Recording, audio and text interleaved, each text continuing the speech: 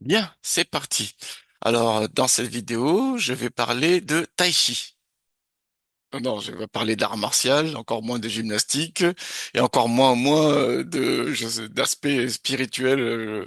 Enfin voilà, donc bon, c'est pas trop non plus, voilà, plutôt cartésien ici. Non, je vais parler du travail que je fais avec mes étudiants. C'est ce qui m'intéresse le plus. Alors, qu'est-ce qui se passe? Je demande beaucoup à mes étudiants de travailler en termes de développement. Voilà. Ça, je le dis tout le temps. Un bon développeur ne fait pas un bon data scientist, mais un bon data scientist ne peut l'être que s'il est bon développeur. Voilà, c'est ça l'idée. Et je fais beaucoup travailler mes étudiants sur des projets et je me suis rendu compte que, euh, ok, déjà les programmes marchent, déjà pas mal. Ensuite, ils travaillent beaucoup sur les algorithmes, sur ce que je veux également. Ils travaillent beaucoup sur la structuration et l'organisation du code. C'est également que je demande. Et il y a un aspect qui laisse un peu de côté et que j'aimerais qu'ils explorent un peu plus. C'est pour ça que je fais beaucoup de vidéos là-dessus. C'est les technologies. C'est pour ça que ces derniers temps, j'ai pas arrêté là-dessus. Vous avez vu, hein, là, j'ai vraiment pas arrêté ces derniers temps. C'est que j'ai essayé de montrer un peu les différentes technologies qu'on peut utiliser pour améliorer le temps de traitement, hein, quand on manipule des grandes bases de données. Voilà. Dans le cadre de la data science, hein, data analyst, data engineer, data science. Très bien. Donc là, j'avais montré des solutions pour R, voilà. Et pour Python, j'avais mis quand même, parce qu'on travaille énormément sur Python, hein, donc il n'y a pas de surprise là-dessus. Un, c'est avec Numba, comment accélérer son code avec Numba. Un, avec Cython. Et dernièrement, il n'y a pas trop longtemps là-dessus, j'avais montré comment travailler comment on pouvait vectoriser les calculs quand on travaille sur des vecteurs et des matrices NumPy, pour rendre les traitements plus rapides, tout simplement. Et toujours dans ce cadre-là, du coup, je vais parler de, pas celui-là, je vais parler de Taichi. Alors Taichi, du coup, c'est un package, hein, c'est un package pour Python qui permet d'améliorer ses temps de calcul. C'est écrit ici, hein, la page, elle est là. Très bien. Et pour l'installer, bien sûr, il faut aller là tout simplement. Donc j'ai regardé la dernière version, elle est du 23 décembre 2024. C'est un peu récent, hein, on est d'accord, hein. On est le 27 décembre là, 2024. On est d'accord, très bien. Donc j'ai lu ça en détail, hein, j'ai lu ici, j'ai vérifié les versions de Python, j'ai vu que ça marche que du Python 3.11, donc j'ai créé un environnement Python 3.11 et j'ai installé ce package Taichi. Alors, sur la page de Taichi, il y a des choses intéressantes. Moi, ce qui m'a surtout, bon, il y a les possibilités, ainsi de suite, speed up Python, hein, c'est ça qui m'a intéressé. Mais c'est surtout cette partie-là qui m'a vraiment interpellé. Alors, déjà, un, il est facile à utiliser, c'est ce qu'on va voir. Il y a deux aspects qu'on va essayer de voir ici. Un, il améliore les performances, même sur du CPU. Voilà, de toute manière, moi, et les machines que j'ai là, s'il y a bien une carte graphique, sinon on peut rien afficher, on est d'accord, mais c'est de base, hein, qui est intégré directement. Enfin bref, c'est pas du tout les super cartes graphiques qu'on peut voir par ailleurs, hein. Très bien. Donc moi, je travaille que sur du CPU. OK? Mais ils disent ça, hein. Non, c'est quand même intéressant ça, hein. Voilà. On peut avoir du code avec peu de modifications. Easy to learn, là.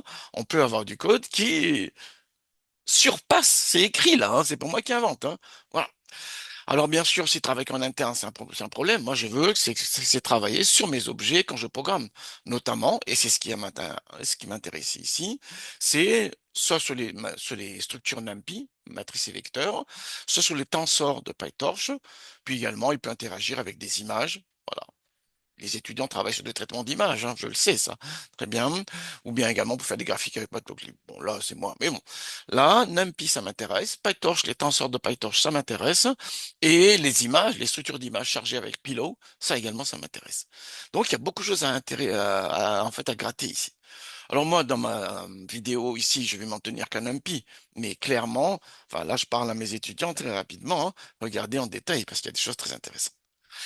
Alors, c'est pas le propos aujourd'hui, mais quand même, j'ai aussi noté cet aspect-là. C'est-à-dire que on peut développer des applications avec Taichi et les déployer sans avoir à déployer avec Python. Voilà. Donc, quand vous allez faire vos images Docker, la moralité, pas besoin de mettre Python là-dedans. Voilà. Même si Python léger, puisqu'on installe, voilà, on peut déployer apparemment sans avoir à, à- à faire accompagner votre programme par Python. Voilà. Ça, j'attends de voir, hein. J'attends de voir. Là, pour le coup, peut-être que je vais faire je vais regarder, je vais explorer ça, parce que ça m'intéresse énormément. Mais bon, pour l'instant, je m'en tiens uniquement à cet aspect-là, high performance. Est-ce que ça améliore les performances? Voilà. Et l'autre aspect, c'est je vais interagir avec des structures NumPy. Voilà. J'aurais pu le faire avec PyTorch aussi, bien sûr, hein. On est d'accord là-dessus. Ou bien avec d'IMAGE chargées avec Pillow, ainsi de suite. Du coup, ma référence, en réalité, c'est cette vidéo-ci. Python rapide avec Numa. D'ailleurs, les titres, je vais mettre Python rapide avec Taichi, hein. Voilà, tout simplement pour bien voir la différence entre les deux. Très bien. Et très rapidement, hein, je manipule les vecteurs NumPy, voilà, qui est ici, et ma référence, ça va être Numba, affirme la même chose aussi, hein. Alors lui, c'est pas surpassé, c'est qui approche là, voilà. Bon, on va voir ça. Très bien. Alors avant de commencer, bien sûr, parlons des environnements. Là, pour le coup, il n'est pas installé de base, hein, Taichi. Donc, du coup, j'ai créé un environnement Taichi, là, en Taichi, que je mettrai en ligne, hein, comme vous pourrez charger avec le notebook.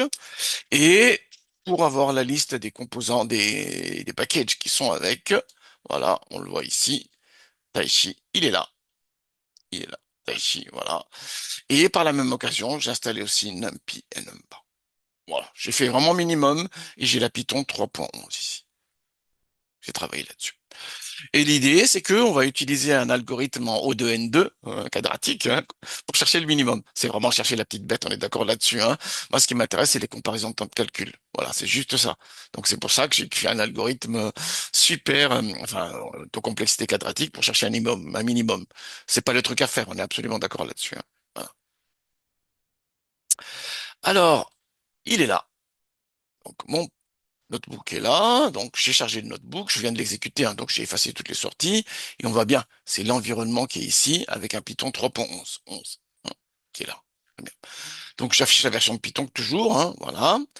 J'affiche la version de NumPy qui a été installée, c'est la 2.0.2, voilà. Et ensuite, je vais générer 5000 valeurs au hasard. Voilà. Donc là également, j'ai mis le seed, le random stat, si vous voulez, pour que ce soit totalement reproductible, hein, voilà. Très bien. Et je calcule le minimum. Donc voilà, ici la valeur minimum. De toute manière, là, on a un générateur aléatoire selon une loi uniforme entre 0 et 1. Donc le minimum, il est proche de 0, tout simplement. Alors, j'ai écrit un programme de recherche de minimum. Là, je me suis tiré une balle dans le pied, hein, mais bon, c'est pour la beauté du geste, on est bien d'accord là-dessus. Qu'est-ce qu'il fait? C'est un algorithme, en fait, qui est un brique de boucle où on regarde le premier élément, on va tester tous les autres s'il est plus petit. Ensuite, on regarde le deuxième élément, on va tester les autres s'il est plus petit. On regarde le troisième élément, on va tester les autres s'il est plus petit, ainsi de suite jusqu'au dernier. Voilà, aussi bête que ça.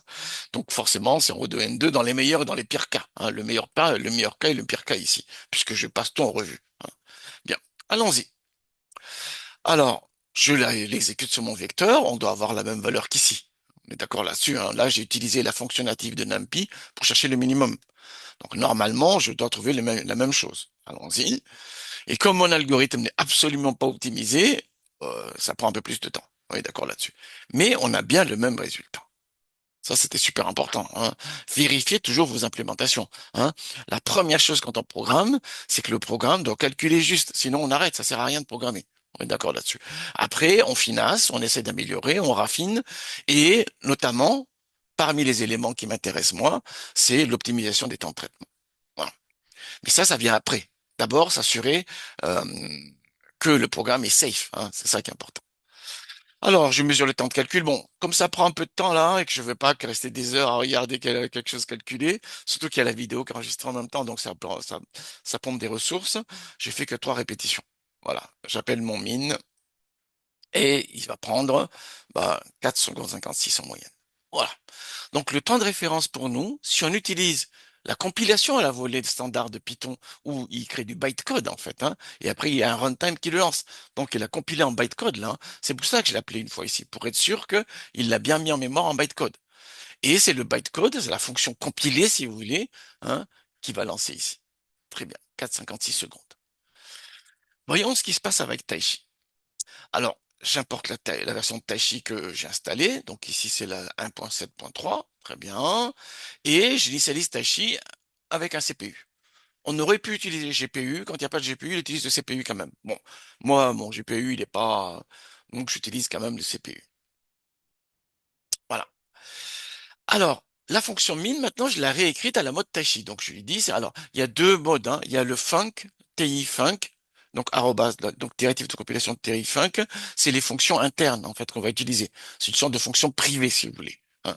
Et les TI kernel, comme celui qui est là, c'est les fonctions publiques, hein, qu'on peut appeler directement via le Python standard. Voilà. Donc il y a deux modes d'utilisation des fonctions, hein, soit les func, voilà, qui sont les fonctions internes que nous on appelle donc via nos autres fonctions, soit func, soit kernel, et les fonctions kernel qui sont publiques si vous voulez, qui sont exposées et qu'on peut utiliser dans notre programme Python. C'est ce que je vais faire ensuite ici. D'accord. Très bien.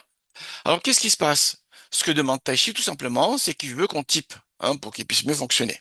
Donc, il y a deux typages. Ici, donc, l'élément que j'ai pris en interne, c'est un vecteur NumPy, et le résultat que je vais renvoyer, c'est un minimum.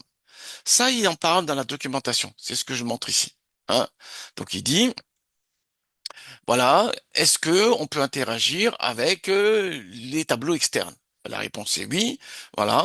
Soit on crée un objet Taichi qu'on lui passe en paramètre. Donc, vous créez un amont avant d'appeler la fonction. Vous créez l'objet Taichi et vous le passez en paramètre.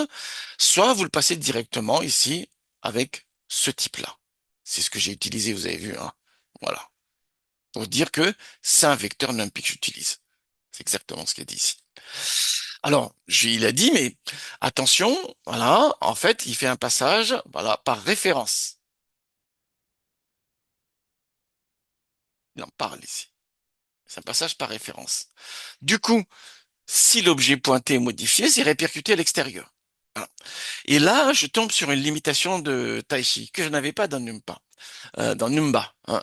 Rappelez-vous Numba, hein, bon, j'ai mis ici, voilà, il est là. J'ai repris voilà. Dans Numba, voilà, j'avais chercher le minimum ici, voilà, en triant les données cette fois-ci. Et comme je voulais pas que que le vecteur initial soit trié, hein, voilà, je fais une copie locale. Et pour créer la copie locale, j'utilise NumPy pour faire une copie locale. Voilà. Bah ça, Taichi, il n'en veut pas. Taichi, il n'en veut pas en réalité parce que il le dit dans la documentation. Déjà, on peut pas créer nous-mêmes, on peut pas créer, hein, voilà. Dans l'espace Taichi, voilà, dans l'espace Taichi, on peut pas créer des nouveaux tableaux. Ah bah ça, c'est une sacrée limitation, ça. Donc, le code que je fais là, lui, il en veut pas. D'autant plus que NumPy est pas non plus une librairie Taichi. Donc là également, l'appel de NumPy, il n'en veut pas. En fait, j'ai essayé de passer par des listes. Et quand j'ai fait des appends sur la liste, il a planté. Alors, j'ai passé un bon bout de temps, je peux vous dire, hein. Et c'est le vrai problème de Taichi, c'est qu'il est très susceptible sur les objets qu'il peut manipuler en interne. Donc, il faut être très, parce qu'il y a plein de démos là, hein. Ici, vous regardez, voilà, use case. Il y a plein de use cases, get started ici, ensuite use case, et il y a des super exemples qui font des fractales et tout ça. Moi, je veux bien, mais ça m'intéresse pas les fractales. Moi, ce qui m'intéresse, c'est manipuler les objets, les données que j'ai soit importé des fichiers, soit générés à partir d'une image, soit une image elle-même, ainsi de suite. Donc, il faut me dire exactement qu'est-ce que je peux faire et qu'est-ce que je peux pas faire.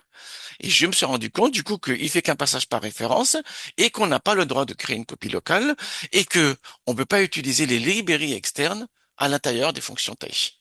Voilà. Ben, il faut le savoir. Il faut le savoir. Très bien. Donc, ici, là, du coup, ben, je m'en tiens vraiment au strict minimum pour le coup, hein. Oui, d'accord. Donc ça, il faut lire. Et il faut le savoir en lisant la doc, hein. Donc je me suis pas léché la doc. Là, je peux vous dire que j'ai passé un temps monumental à lire la doc, hein, pour bien comprendre ce qui se passe. En plus, il y a très peu d'exemples en ligne. Les seuls exemples qu'il y a, c'est sur le site de Taichi. Donc, à chaque fois que je faisais une requête de Google, j'ai retombé sur le site de Taichi. Donc, au bout d'un moment, j'ai lu quasiment en entier la doc de Taichi. Donc, très bien. Mais bon, il y a des choses intéressantes, hein, notamment sur la parallélisation, hein. Bon, ça, peut-être qu'on verra un peu plus tard, hein. Pas aujourd'hui, mais ça fait des choses qui seraient pas mal qu'on regarde un peu. Voilà. Très bien. Donc, on fait un passage par référence seulement et on peut pas créer des copies locales. Et ben, les appels, voilà, on peut pas créer des copies locales et les appels via des librairies externes dans les fonctions Taichi, on peut pas. Même les listes, on n'y voulait pas. Même les listes, ils voulaient pas. Très bien. Bon, bah là, pour le coup, ça marche.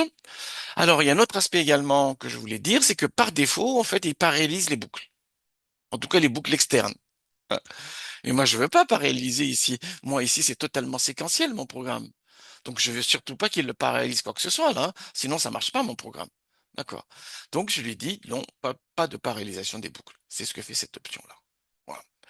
Mais, donc, par défaut, le for in range, en tout cas, quand c'est la boucle externe, il le parallélise. Si ce qu'on veut, c'est nickel. Si c'est pas ce qu'on veut, bah, non, il faut pas le faire.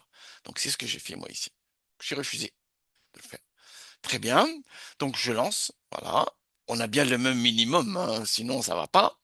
Je calcule le temps je mesure le temps de calcul. 3,16 millisecondes. Vous avez vu ça? On était à 4,56 secondes, 4,56 secondes, et on est passé à 3,16 millisecondes. Bon, on peut voir, hein? Voilà. Alors, c'était combien? 4560 millisecondes divisé par 3,16. Ya! Ya! Bon, là, ça vaut le coup. Ça vaut le coup, on est bien d'accord là-dessus. Tous les embêtements que j'ai vécus à essayer de comprendre comment il fonctionne, à essayer de me cadrer par rapport à ces spécifications, bah, le résultat, il est là.